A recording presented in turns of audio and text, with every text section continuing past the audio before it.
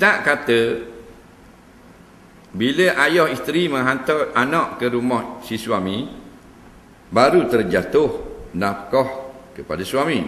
Macam mana jika si suami pergi ke rumah isteri yang diduduki bersama keluarga isteri? Adakah nafkah akan terjatuh juga? Dengar molek. Anak dara ni, nafkah dia ayah dia tanggung. Makan, minum, pakaian dia, sakit demam dia. Dan dia akan berpindah kepada suami pula tanggung dengan dua syarat.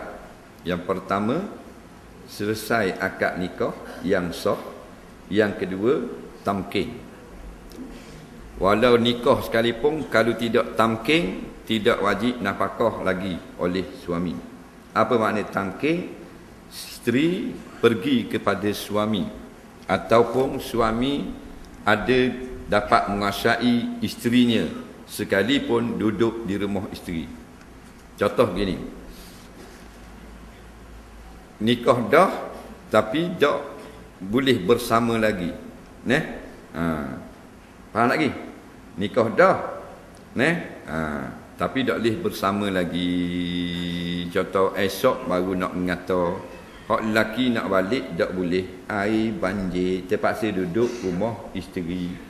Tapi padahal esok baru nak hantar isteri ke rumah suami. Faham tak? Jadi bilik isteri pun tak siap lagi apa semua, tidur luar ramai-ramai. Adakah boleh suami nak tamkin, menyerah diri situ? Tak boleh. Maka belum lagi. Belum lagi nafkah tanggung oleh suami. Tapi kalau duduk rumah isteri, bilik ada suku dah, suami duduk dalam bilik dan isteri masuk ke bilik suami, situ telah berlaku tamkin. Walaupun rumah milik isteri.